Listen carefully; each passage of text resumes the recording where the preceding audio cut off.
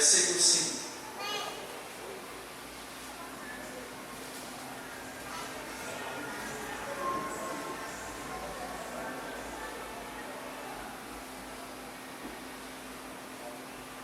Hebreus capítulo 10, versículo 5.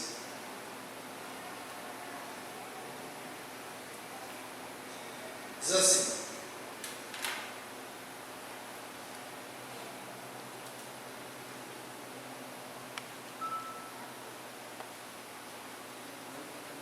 por isso, ao entrar no mundo, diz: sacrifício e oferta não me quiseste, antes o corpo me formaste. Não te deleitaste com holocaustos e ofertas pelo pecado. Então eu disse: eis aqui estou, no rolo do livro está escrito a meu respeito, para fazer, ó Deus, a tua vontade. Vamos ler juntos o versículo 5. Por isso, ao entrar no mundo, diz: sacrifício e oferta não quiseste, antes um corpo me formaste. Amém. Pai querido, nós queremos, ó Pai, contar com a tua direção, porque teu Santo Espírito deve ser para nós, como é para o navegante rústico a estrela, que direciona o caminho, como é para o navio a bússola, como deve ser para nós, que necessitamos de direção, de luz.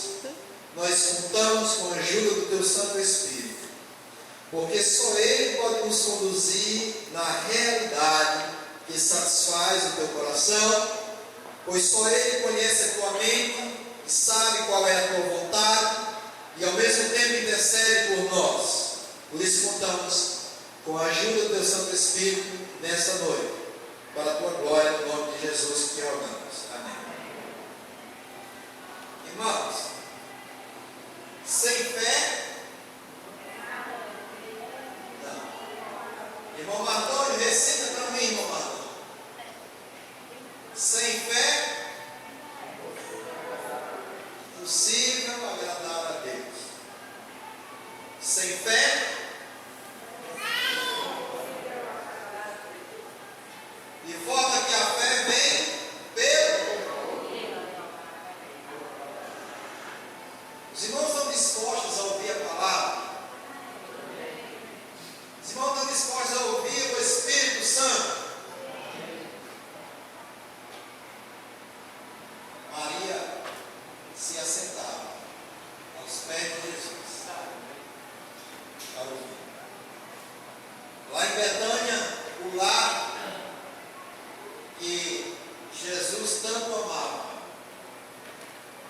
porque lá ele tinha mãos que o serviam, Marta, ouvidos que o ouviam, Maria, e coração que o amava, Lázaro.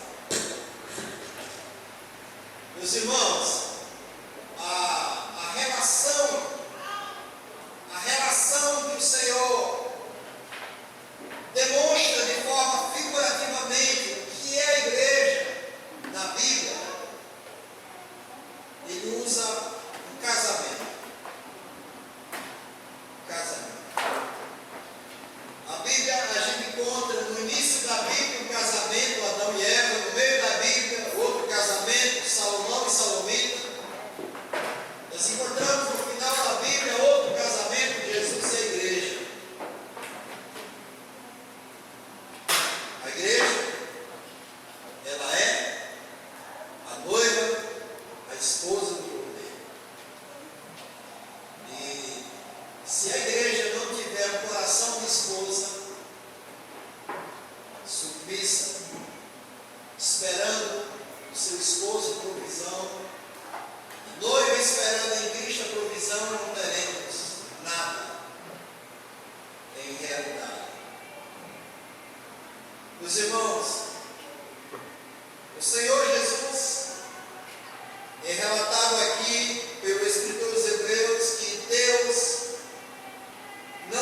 prazer em sacrifícios e ofertas sob a antiga aliança, aonde o sacerdote ele se apresentava anualmente com as ofertas requeridas segundo a lei, nunca sem sangue, pelo pecado, muitas vezes ofertas e manjares, ofertas pacíficas, oblações, mas sempre era requerido e oferecido uma oferta.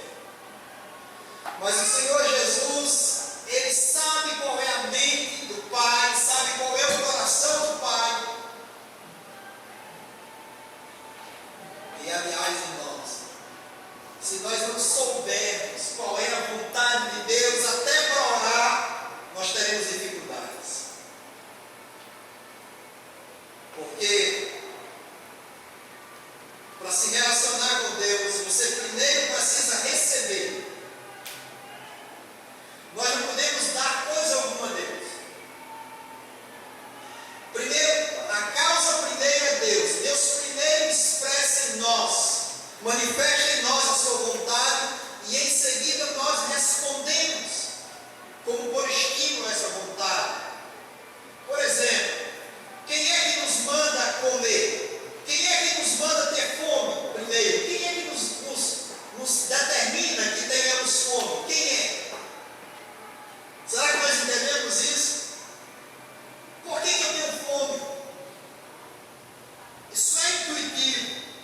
E na medida que eu mais resisto a apetite, o desejo de satisfazer o meu estômago, mais a fome aumenta. Por quê?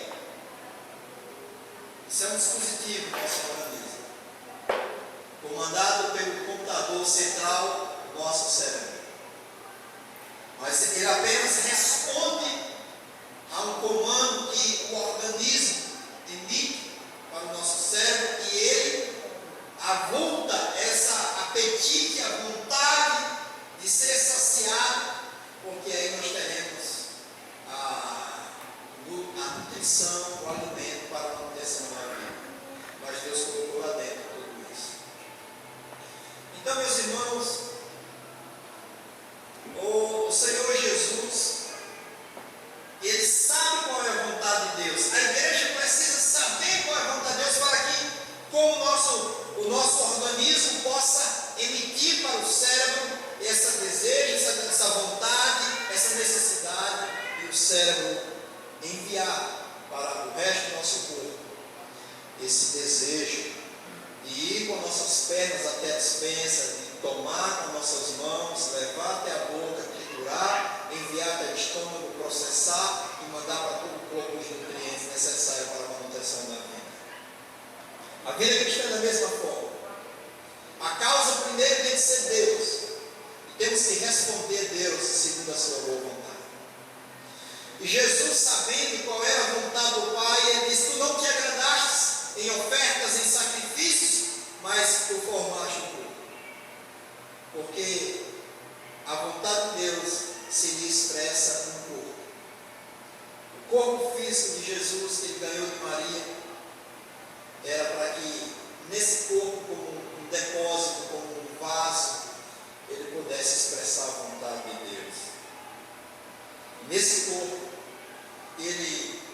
você percebe, ele diz aqui no versículo 7: então eu disse, eis aqui estou, porque está no rolo do livro a meu respeito, para fazer o Deus, o quê?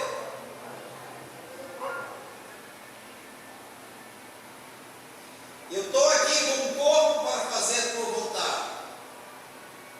Eu estou aqui com um corpo para fazer a tua vontade. Então a gente percebe que para que a vontade de Deus seja cumprida, é necessário um corpo. Lucas, escrevendo o livro de Atos, ele vai dizer no capítulo 1, dizendo: ó, excelentíssimo Teófilo, eu escrevi estas coisas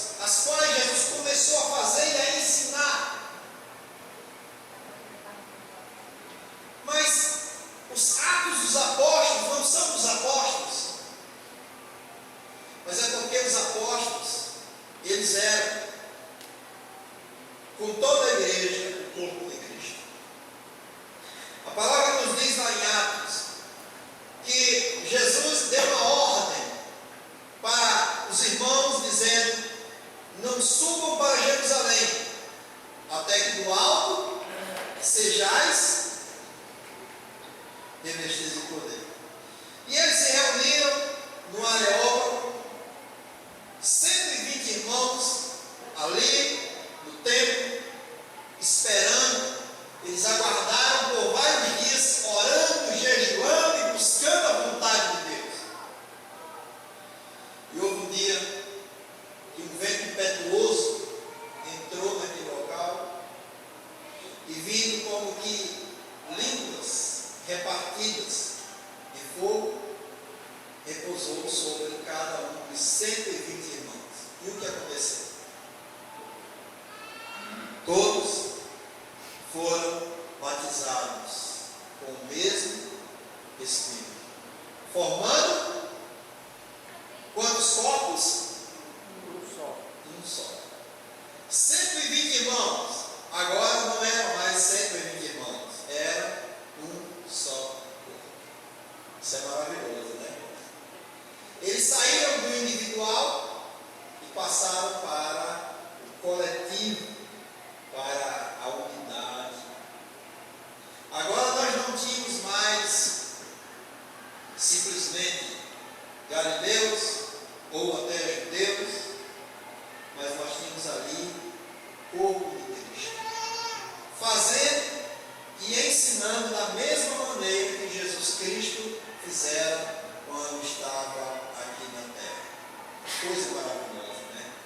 E quando alguém recebia a palavra, os discípulos logo mandavam alguém para testificar e diziam verdadeiramente: a eles foram concedidos o mesmo dom que a nós. Coisa maravilhosa, né, irmão? O mesmo dom, a vida de Jesus Cristo. A mesma vida que está no irmão gentil que creu, está agora no irmão judeu que creu. A mesma vida, o mesmo Senhor, o mesmo cabeça. Coisa maravilhosa. E agora, o Senhor reúne todos no seu corpo. Vamos para Efésios. Efésios, se eu não me engano, capítulo 2.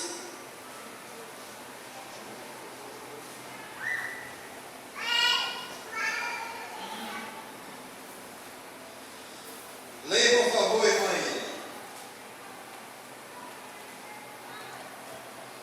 16, versículos 16, 2:16 de Efésios. E reconciliar-se ambos em um só corpo com Deus, por intermédio da cruz, destruindo por ela a inimizade. Havia uma inimizade entre os judeus, e gregos e gentios, mesma coisa. E essa inimizade era o não reconhecimento dos gentios como membros da comunidade de Israel. Eles não podiam sequer entrar no templo. Mas Jesus Cristo veio, nos reconciliou, nos inserindo no seu corpo, que é a igreja, acabando a inimizade e fazendo dos dois, quantos? Um só corpo. Porque a palavra vai dizer para nós, aonde é que está dizendo aqui que é um só corpo, um só Senhor? Porque minha Bíblia Efésios é rasgada. Aí, eu não.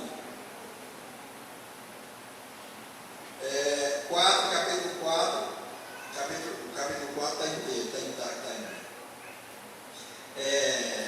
4 e 5. Leia o 3, por favor. 4, capítulo 3. Esforçando-vos diligentemente por preservar a unidade do Espírito no vínculo da paz. Há somente um corpo e um Espírito, como também fostes chamados, numa só esperança da vossa vocação. Há um só Senhor, uma só fé, um só batismo, um só Deus e Pai de todos, o qual é sobre todos, por meio de todos e está em todos. Amém? Ah, quantos corpos?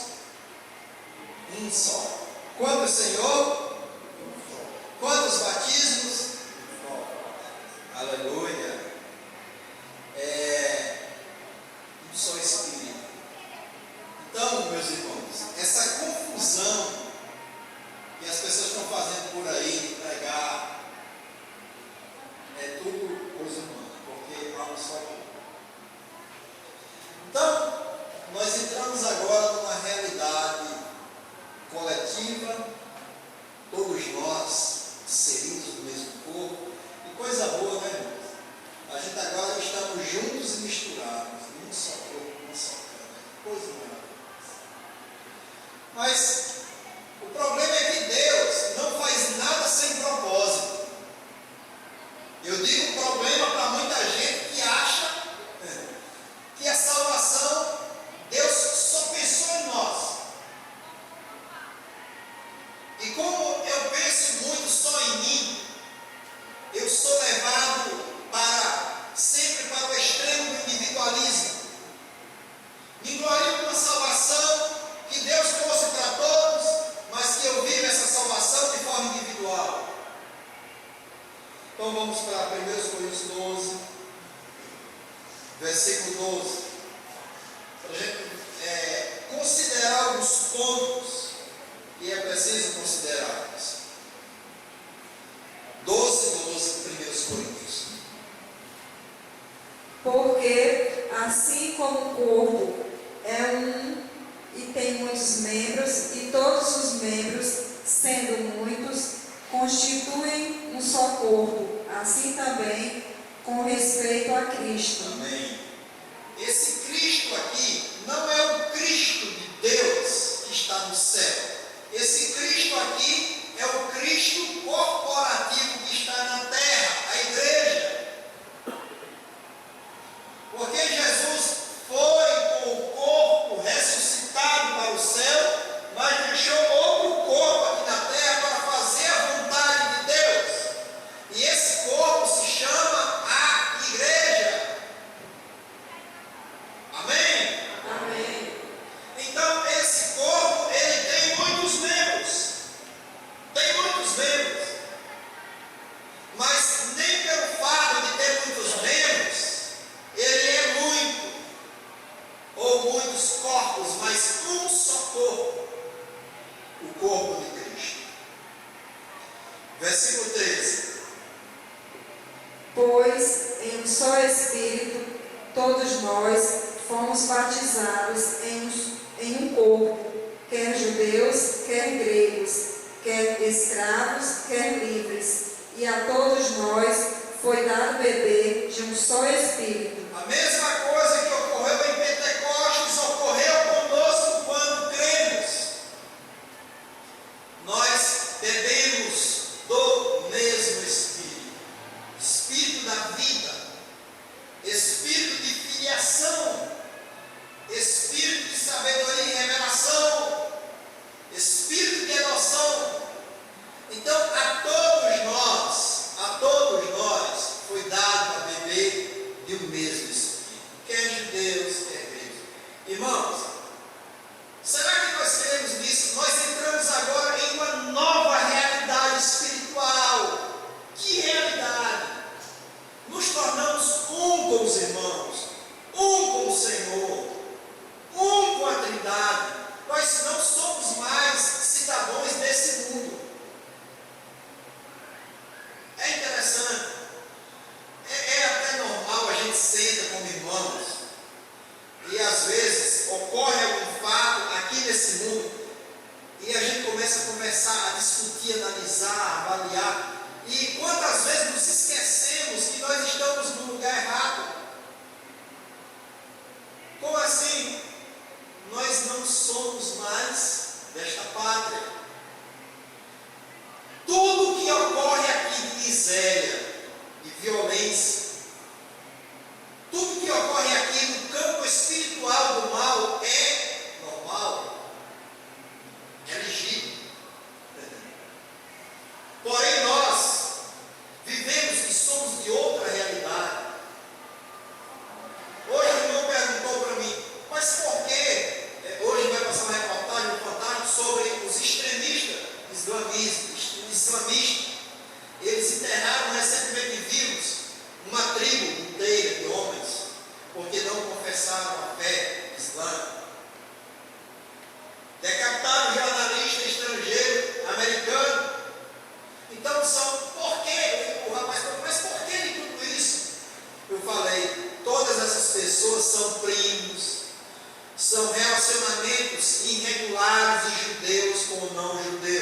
nasceram essas pragas.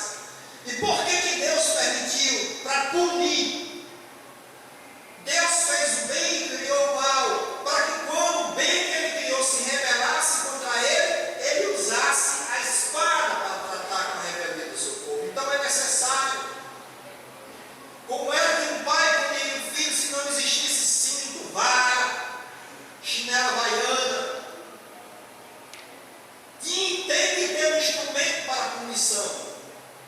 E Deus usa esses instrumentos. A descendência de Caim, a descendência de Esaú, a descendência de Ismael, o povo da faixa de Gaza, lá da Palestina. Então Deus vai usar os seus, que é o diabo de uma coleira, para punir. Ele solta da coleira, só puna quem eu quero. Eu quero punir 50. Não passe nem diminua. É 50 que eu quero. Ele vai lá e pune. Volta e ele volta. Então Deus usa essa instrumentalidade. Mas, meus irmãos amados, no corpo de Cristo, experimentou essa nova realidade, foi dado a beber do mesmo Espírito. Nós bebemos da mesma fonte e agora nós somos um. Formamos o corpo, não somos mais 50, nós somos um. Jesus disse: quem vê o Pai, vê a mim. Esses dias eu encontrei um pregador que se ofereceu para pregar aqui, e eu estava falando sobre a Trindade com ele, e disse: mas não vamos tentar confundir não vamos pensar em monoteísmo, porque há um só Deus. Jesus e Deus é um só. Só tem uma pessoa na Trindade. E como a Bíblia diz que não convém ao homem de Deus contender, eu botei a mochila na sacola e calei minha boca. Porque o irmão crê piamente que no céu só tem um. E quando eu chegar no céu, eu vou me encontrar comigo com 3 pessoas da Trindade: Deus Pai, Deus Filho e o Deus Espírito Santo. Agora, por eles concordarem com a mesma mente, mesma vontade, com a mesma emoção, então eles são um. Eles concordam com a unidade. Assim como deve ser a igreja. A igreja é formada por vários irmãos. Temos ideias diferentes? Sim. Não chegamos à unidade da fé, mas chegamos à unidade do Espírito, porque em nós habita o mesmo Espírito. E ali em Efésios, ela leu que devemos preservar a unidade do Espírito, porque todos nós fomos batizados no mesmo Espírito. Vamos ler o versículo 12, 14. Porque também o corpo não é um só membro, mas muitos. Porque o corpo, se disser o pé, não. Repete. Porque também o corpo não é um só membro, mas muitos. Aleluia. Irmãos, então a primeira coisa que nós temos que aprender é que fomos inseridos num só corpo. Os irmãos aceitam isso? Que os irmãos foram colocados num só corpo. Esse é o primeiro ponto a ser considerado. E não tem como separar. Não tem como desfazer. Não dá para desfazer essa coisa que Deus fez. Nos colocar no mesmo corpo. Nos inseriu no mesmo corpo. Fomos colocados por Deus, não pelo homem, nesse único corpo. Vamos ler um texto.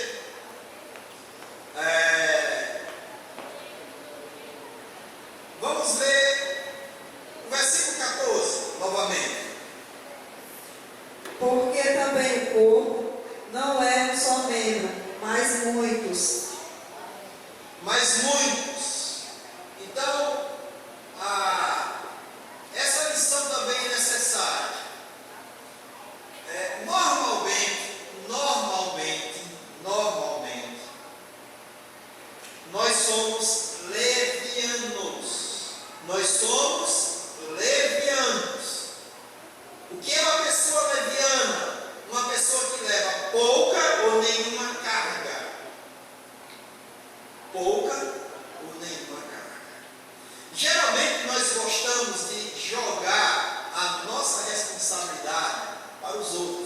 Eu sempre brinco.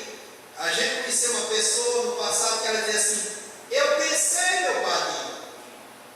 Toda a falha dela é porque eu pensava que não deveria fazer, eu pensava que o senhor ia fazer, eu pensei que já tinha sido feito, então eu pensei. E sempre esse pensamento era leviano.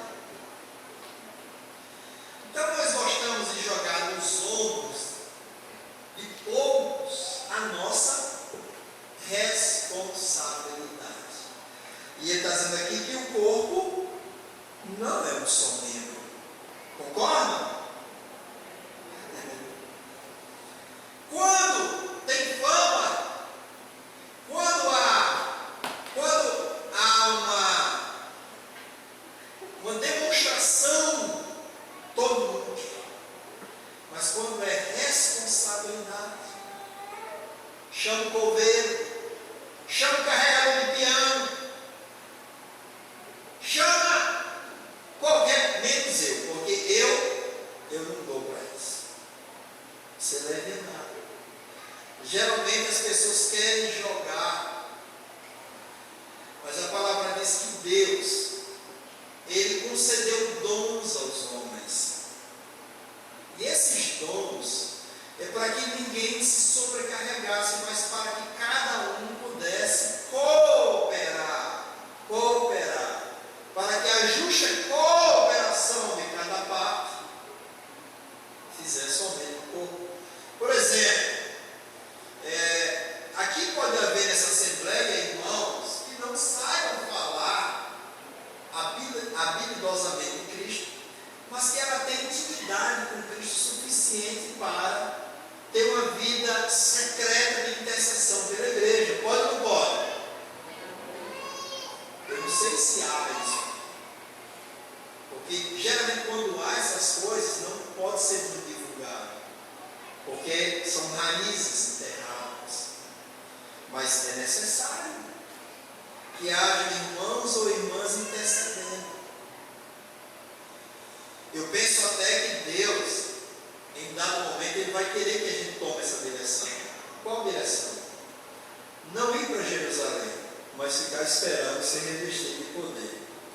O que significa não ir para Jerusalém? É não testemunhar, é não bater de frente, é não evangelizar, é não louvar, é não ir à sinagoga, é não ir para o templo, mas ficar unânime, perguntando qual é a vontade do Senhor. Senhor, eu fui chamado para quê nesse povo? Para que eu fui colocado nesse povo? Senhor, eu sei que eu não sou um peso morto, Senhor. Eu sei que eu sou alguém que o Senhor dispôs desse corpo com uma finalidade. Mas, Senhor, me dá a direção, Senhor, porque eu estou vendo que esse peso, essa responsabilidade está no lombo de poucas pessoas. Os crentes não têm sequer disposição de se reunir organicamente, como a palavra diz.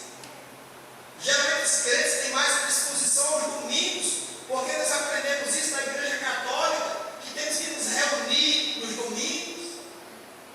Então eu lanço toda a responsabilidade para sustentar o testemunho no longo de poucos. É por isso que a igreja, ela não tem uma vida de testemunho como era no passado.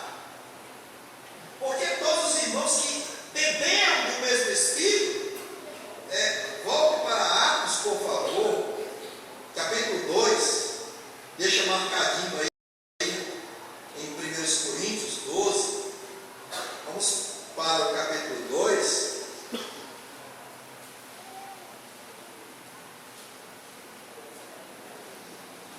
leia a partir do 41, Júlio. Atos 2, 41. Então, os que lhe aceitaram a palavra foram batizados, havendo um acréscimo naquele dia de quase 3.000 pessoas. 42.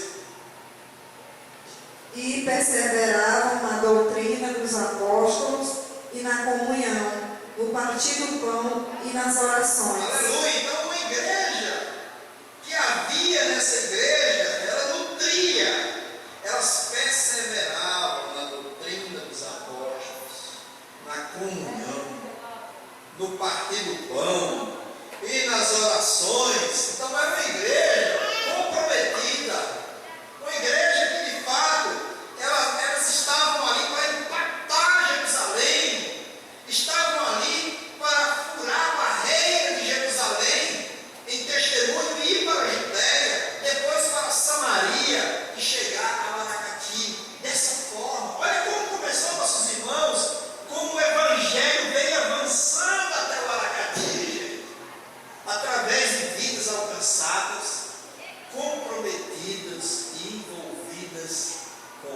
a responsabilidade que deve ter a igreja. Você vai ficar aberto aí, minha irmã, e eu vou pedir para qualquer irmão da Assembleia abrir 1 Pedro 2,9. 1 Pedro 2,9. Deixa marcadinho em Atos 2.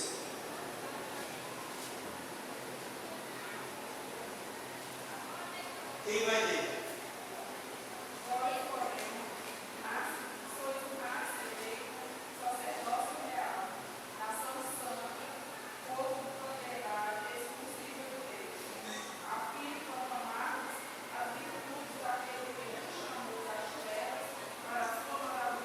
Para a sua maravilhosa luz. Meus irmãos, como é que eu vou anunciar essas virtudes? Irmãos, eu jamais irei ser uma testemunha verdadeira. Jamais, jamais serei uma testemunha eficaz se eu não considerar o corpo.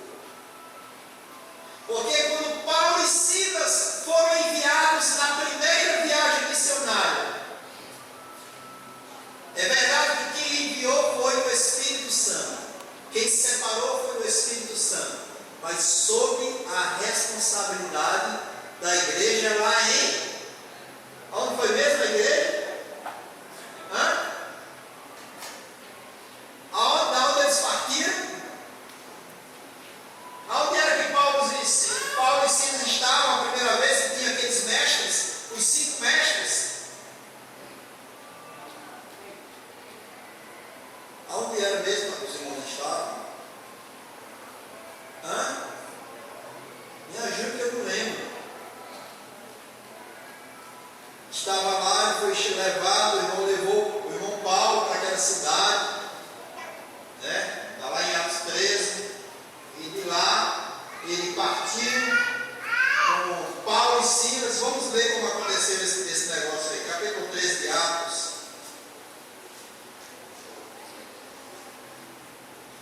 13:1. Havia na igreja de Antioquia profetas, mestres, Barnabé, Simeão, com sobrenome Níger, Lúcio de Cirene, Manaém, Colásio de Herodes, o tetrarca e Saulo. Servindo eles ao Senhor e jejuando, disse o Espírito Santo: separai-me agora Barnabé e Saulo para uma obra a que os tenho chamado. Então, jejuando e orando e impondo sobre eles as mãos, os despediram. Vocês sabem, irmãos, o que significa impor as mãos? O que significa impor as mãos? Os irmãos sabem? Já falei isso aqui. Quando eu imponho as mãos sobre a irmã Elisete, o que eu estou fazendo? Não, eu estou me unindo a ela. Sempre que um irmão era acolhido na igreja, os irmãos impunham as mãos, ele estava acolhendo. Impor as mãos é acolher, é se juntar. Quando a igreja impôs as mãos sobre Paulo e Barnabé, eles estavam se juntando a eles, dizendo assim: vocês irão como ovelhas para o matador, vocês estão indo enfrentar os lobos velozes, mas essa igreja aqui em Antioquia está com vocês. Estamos ausentes geograficamente, mas em espírito nós estamos juntos. Amém? Nós temos esse comportamento com os irmãos? Nós estamos com os irmãos assim? Nós temos imposto as mãos sobre os irmãos, temos amado os irmãos, sofremos com os irmãos, oramos pelos irmãos, ou nós estamos na nossa casa, no nosso conforto, no nosso bem-estar, estamos no nosso horário nobre, nos regalando, sem sequer lembrar dos irmãos? Assim não é a igreja. E os irmãos foram E quando os irmãos, se você ler o texto, vai dizer que quando os irmãos voltaram, falaram com alegria o que o Senhor havia feito por meio deles, e houve muita alegria naquela igreja, porque não é uma obra de mim, não é uma obra de Paulo, não é uma obra de Barnabé, de Simeão, ou de Silas, ou de João, mas é uma obra do corpo. Amém? Uma obra do corpo. Olha o que diz, está em Atos, né? Então leia, Atos 2, 43.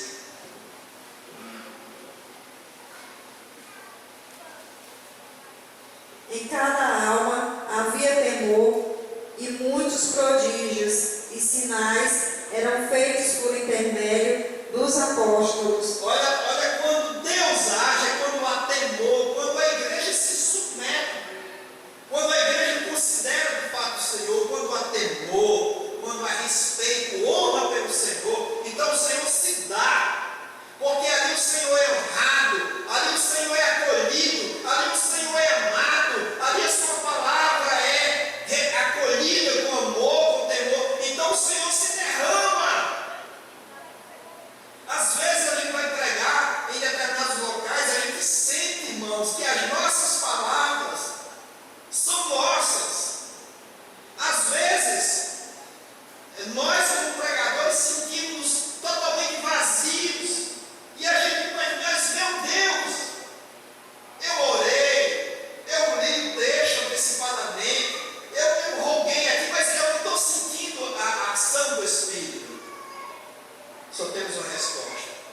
O Espírito Santo, naquele local, ele sabia que Cristo não iria ser honrado. Cristo não era amado, então ele não iria se derramar aonde ele não é honrado, aonde ele não é acolhido. Então aqui não é uma terra estéril.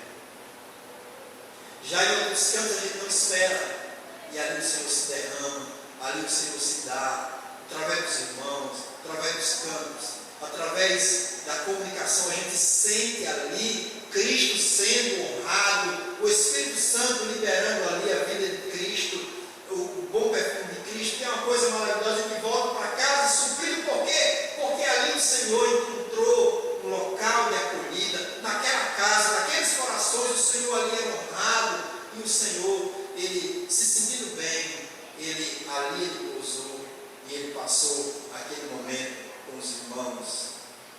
Então, meus irmãos amados, perceba, veja, no versículo 46 de Atos 2.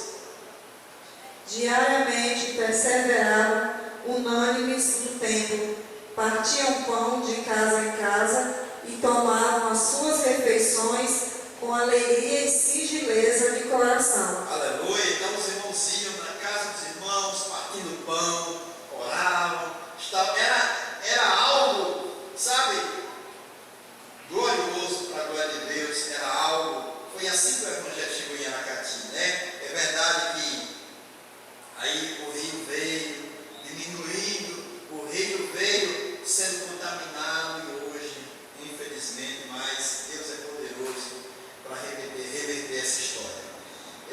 1 Coríntios 12, a irmã irá ler o versículo 15.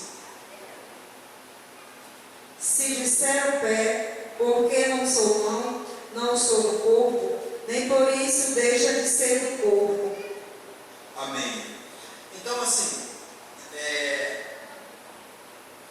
se disser o pé, porque não sou mão, não sou do corpo, nem por isso deixa de ser corpo. Porque muitas vezes nós desejaremos ser o que não somos. Ok? Ele está dizendo que o pé queria ser mão, mas pelo fato de não ser mão, ele corre o risco de dizer: eu não sou do corpo. Porque eu gostaria de ser a mão, e Deus me colocou como pé. Então essa é a lição que a gente tem que aprender. Deus nos coloca como Ele quer. Por isso que muitos irmãos e irmãs se desencorajam para servir o Senhor. Eu queria servir o Senhor como olho. Eu queria servir o Senhor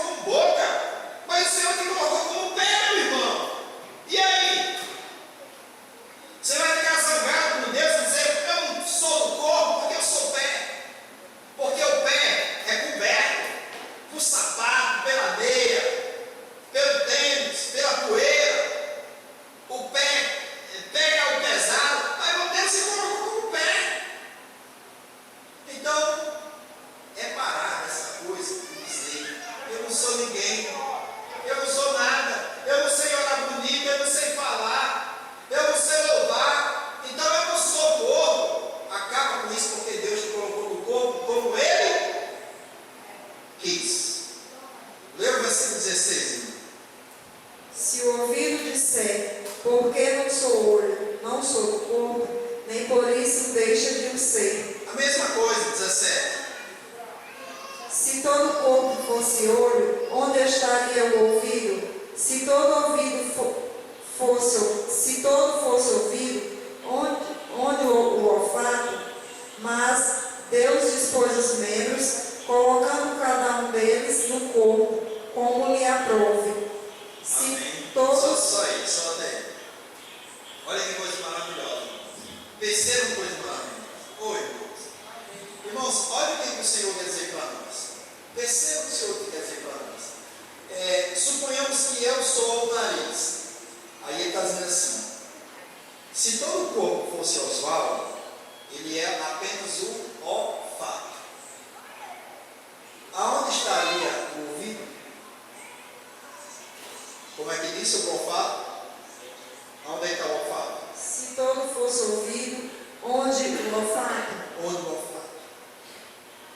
Então, assim, se você jogar toda a responsabilidade do corpo no ouvido, vai faltar olfato.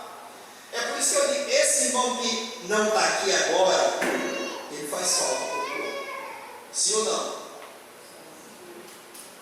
Porque Deus colocou com uma finalidade. E se ele não está aqui, o corpo todo vai sentir. Porque o corpo, ele vai estar ligado com o ouvido, mas o ouvido não está aqui. Então o corpo vai ser um corpo doente.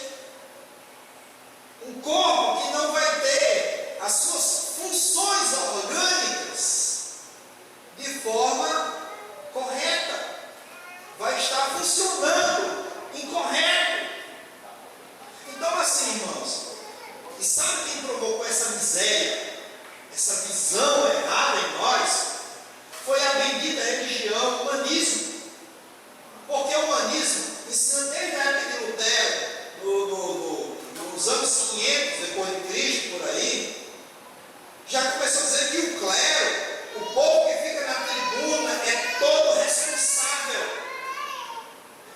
E os leigos apenas aplaudem, assistem a tribuna falar, os iluminados. Mas a palavra diz que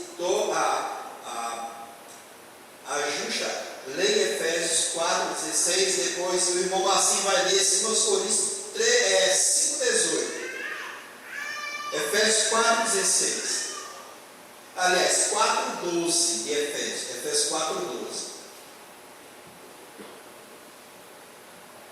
Com vistas ao aperfeiçoamento dos santos, para o desempenho do seu serviço, para a edificação do corpo de Cristo. Veja bem, antes do irmão Marcinho, ele está dizendo assim: gente, Deus colocou os homens dons para aperfeiçoar, para equipar os santos, para que os santos, pela ministração de Cristo, eles fossem capacitados para o desempenho do serviço. Que serviço? Que serviço? 5,18 de 2 Coríntios. Tudo isto provém de Deus, que nos reconciliou consigo mesmo por Jesus Cristo, e nos deu o ministério da reconciliação. O ministério da reconciliação. Então, os santos equipados fazem o serviço do ministério da reconciliação. Ou seja, quando o neném sair daqui da reunião, ela vai ministrar Cristo lá fora para reconciliar as pessoas com Cristo. O Cristo que ela recebeu na ministração dos homens dons, ela vai lá fora levar outras pessoas a se reconciliarem com Deus. Mas se a neném não é equipada, o que vai acontecer? Essa igreja vai se tornar infrutífera, porque o ventre vai estar preguiçoso, não vai gerar filhos e filhas. A igreja de Jerusalém avançava e crescia o número 3.000, 5.000, por porque os irmãos recebiam o Cristo na ministração do Espírito e ministravam o serviço da reconciliação de forma poderosa. E as vidas acolhiam a palavra. Mas se a igreja não se sente responsável por este ministério, se ela lança a sua responsabilidade no lombo de poucos, já é impossível. É impossível. E o maravilhoso é que tudo é feito por leis. Por exemplo, na natureza, você planta um pé de maracujá, aí aquelas florzinhas que nascem, desabrocha, ela precisa do besourinho das abelhas para como é que é? Polinizar. Não é polinizar, é fazer a polinização. Ela pousa com as patinhas dela no pólen, ela voa, vai para outra flor e ali ela senta e ali houve uma relação sexual provocada pela abelha. Levou o pólen e juntou lá na outra florzinha e aí vai gerar o fruto. Olha a coisa, olha que interdependência. E não é assim com a igreja. O olho precisa do pé, o pé precisa da mão, a mão precisa do olfato. E aí, essa cooperação vai gerar o serviço. Isso é muito prático. Isso é muito prático. Isso é a lei. Deus coordenou isso e não muda. Agora você pega um crente que desconsidera tudo isso. O que vai acontecer? O crente que desconsidera tudo isso, ele é um crente que ele anda assim, para trás. Ele vai viver causando problema, ele vai viver tendo problemas, ele vai viver cheio de problemas, porque é crente automático, é crente que nem coopera, nem permite ser cooperado, ser ajudado. Ele é um crente que vai ter problemas. Abra, por favor, em 2 Pedro, capítulo 1, para a gente ver isso de forma clara, Pedro tratando disso. 2 Pedro, capítulo 1.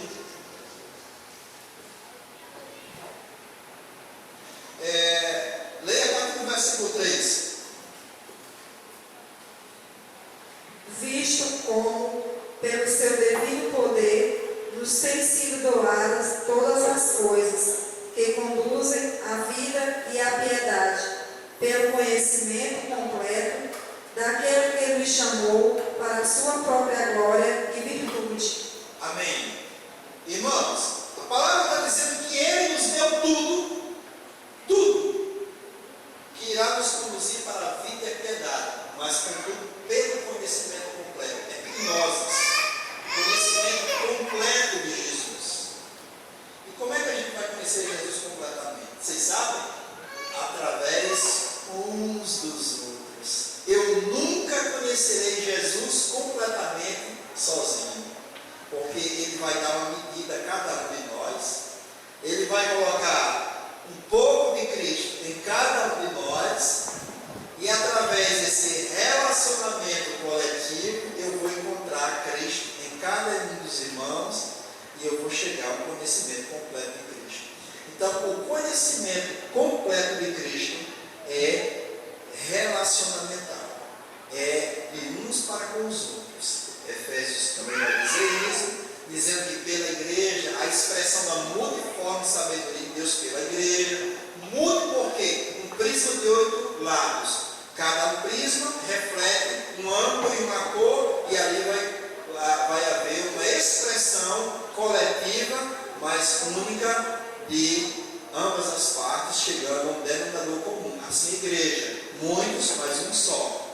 Então, Ele nos deu conhecimento, nos deu tudo, mas pelo conhecimento completo. E o conhecimento completo é que nós é pela vida coletiva, pela vida de relacionamento da igreja. Continue, por favor. Versículo 4. Pelas quais nos têm sido doadas as suas preciosas e muito grandes promessas, para que por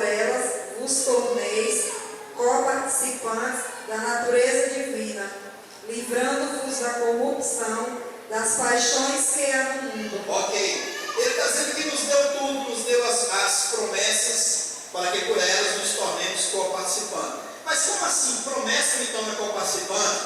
É porque as promessas é tudo aquilo que a palavra tem dito com respeito a Cristo. E o justo viverá da fé. Eu olho para a palavra está me dizendo isso com relação a Cristo é meu, então me aproprio. Eu coloco a palma do meu pé e tomo posse. Então ele me deu para que pela fé eu tomo posse. Tomei posse da promessa? Amém. Agora lê o versículo 6.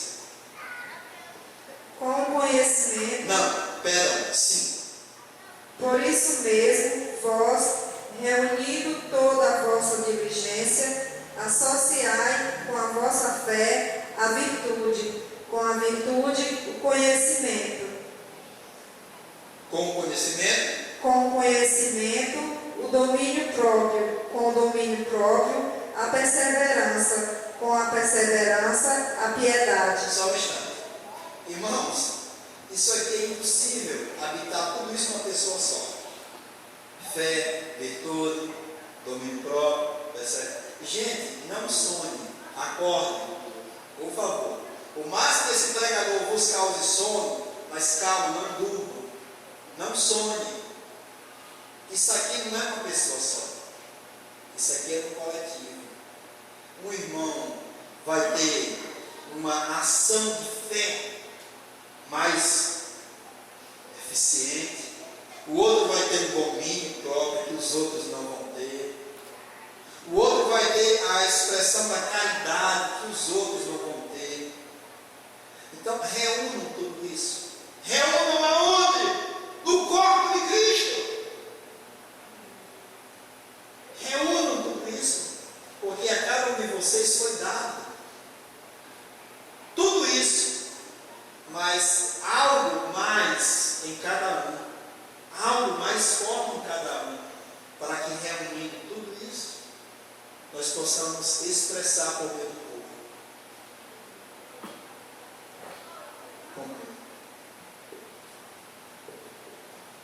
Com a piedade, a fraternidade, com a fraternidade, o amor. Porque estas coisas, existindo em vós... Só um instante. Essas coisas existindo na igreja, essas coisas, fé, virtude, caridade, domínio próprio, a temperança, existindo na igreja, e nós dependemos dos outros.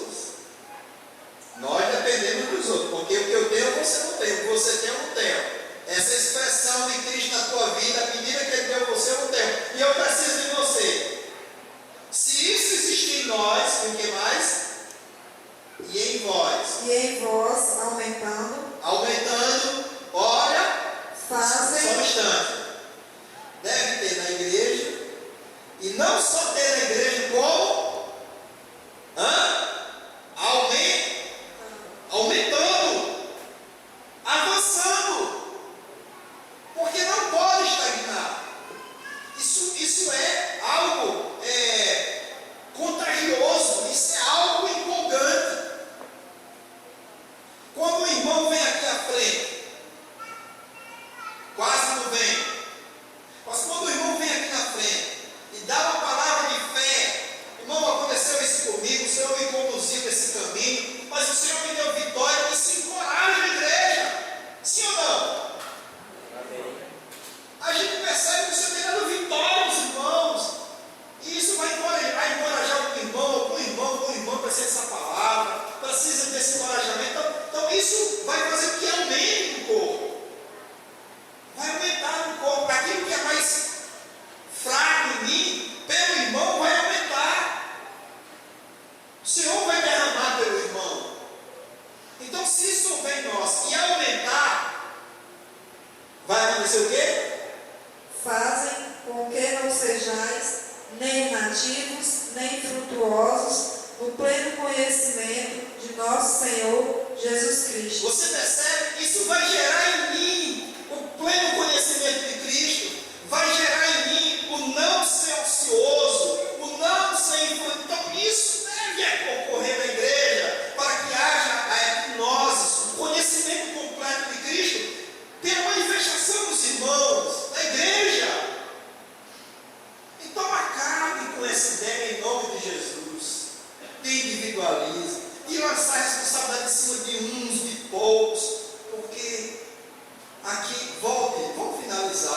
mas temos só um pouquinho de paciência.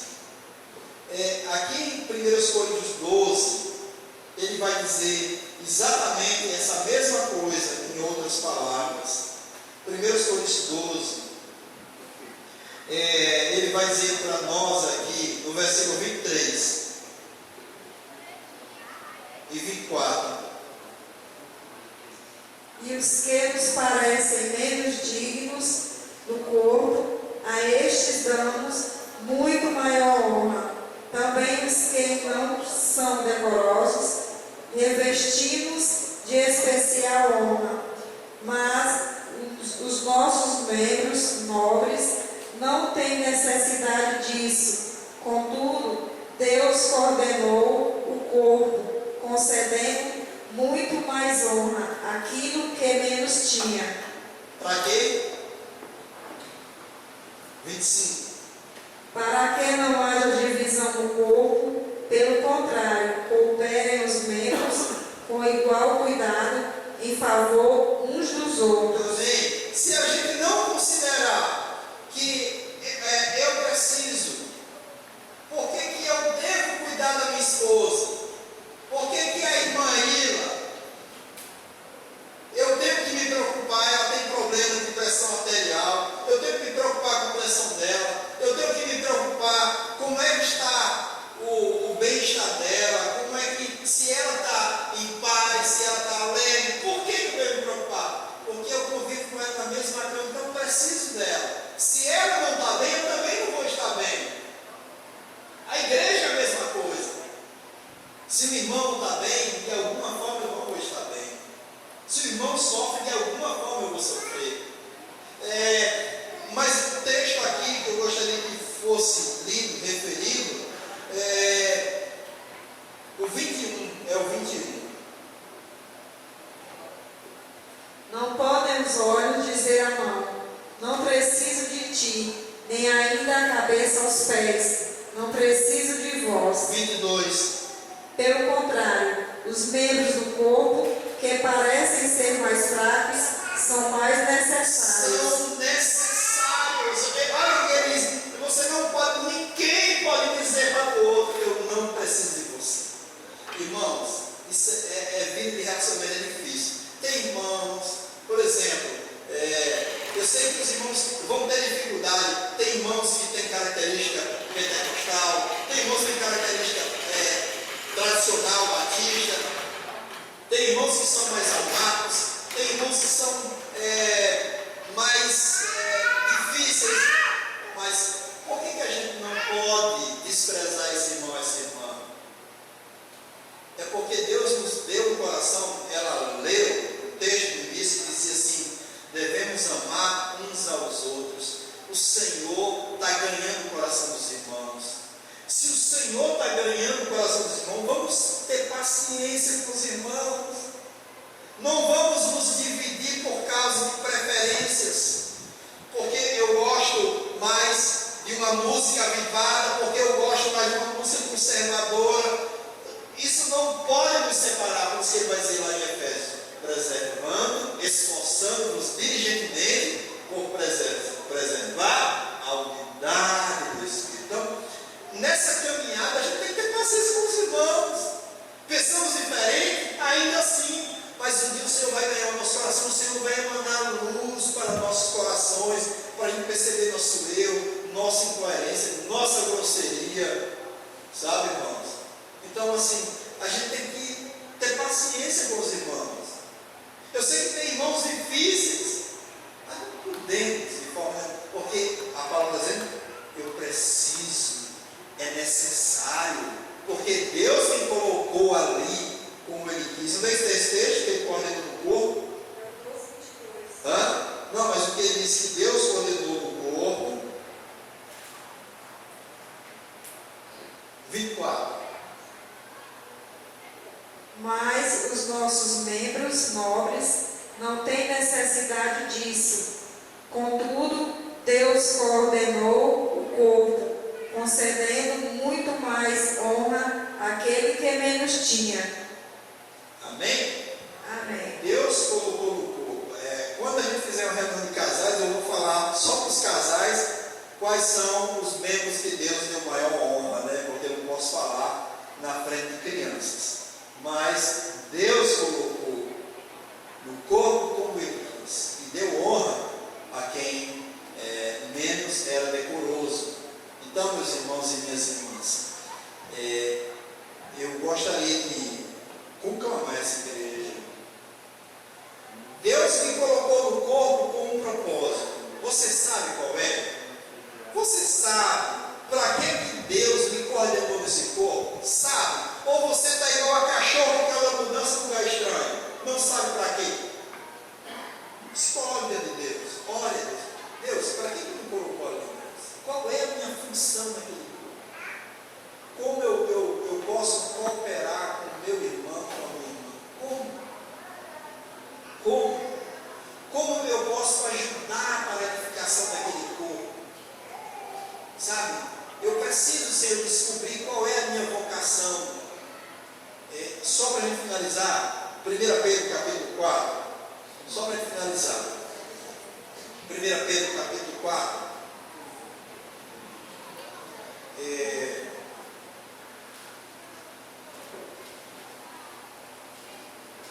Eu até anotei aqui esse texto.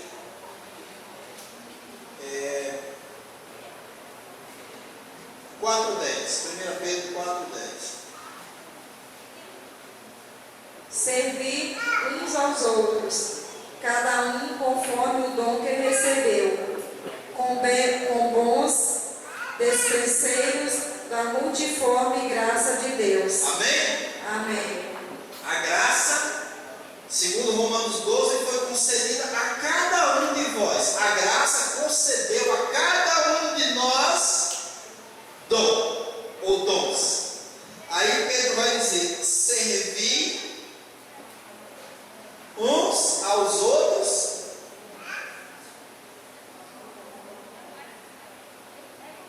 cada um conforme o que recebeu. Nós recebemos, todos nós recebemos. Agora, com bons dispenseiros, dispenseiro é quem está lá na dispensa, vai na dispensa, traz mantimento, entrega. Com um bom dispenseiro, servir uns aos outros. Quero só contar um exemplo hoje. Não vou dizer o nome do irmão. A gente encontrou casualmente, não casualmente, para a visão do Senhor. Encontramos um casal com 3 filhos no prédio. De domingo, tinha que repor uma peça do carro. Aí trouxemos esse casal lá na entrada de Cabra Quebrada até aqui a cidade. Paramos na primeira oficina vizinha à casa do meu irmão. Aí eu falei para o casal: olha, eu vou deixá-los aqui porque na oficina que eu levei, lá vende a peça e o mecânico tinha viajado, não tinha nem a peça. Então vocês vão dormir aqui provavelmente, mas eu vou ligar. Tem um casal aqui pertinho da nossa igreja, vai dar apoio a vocês. Com certeza vai oferecer banho para as crianças. E se vocês precisarem de algo mais, eles vão apoiar. Já disse que o irmão ia fazer isso sem mostrar o irmão. Quando liga o irmão estava dormindo, o telefone toca 2 vezes. O irmão risca e disse: esse aqui é o irmão vai servir, vai ajudar vocês. O irmão ainda estava dormindo. Aí mudou a situação. Não, nós temos que ir para outra oficina, porque lá vai ter, provavelmente a gente vai encontrar a peça. Aí rebocamos o carro até aqui a rodoviária, para uma oficina aqui pertinho. Quando eu vejo isso, o irmão risca aqui do meu lado. Ele disse: meu irmão, me perdoe, eu estava dormindo e eu nem ajudei como deveria ajudar, porque eu estava dormindo. Eu quero saber como você hoje. Amém. Aí a partir dali, o irmão já deu a direção, já arrumou o mecânico e o casal ficou impressionado. Como é que a mulher disse: eu já estava desistindo. Eu disse ao meu marido que não valia a pena fazer o bem, porque você nunca recebeu o bem. E a partir dali, nós testemunhamos o que Deus faz na vida de uma pessoa, sempre em prol de abençoar outras. Então, assim, o que eu gostaria de dizer é que esse irmão, como um dispenseiro, ele serviu, ele foi pronto para servir essa família. E com certeza essa família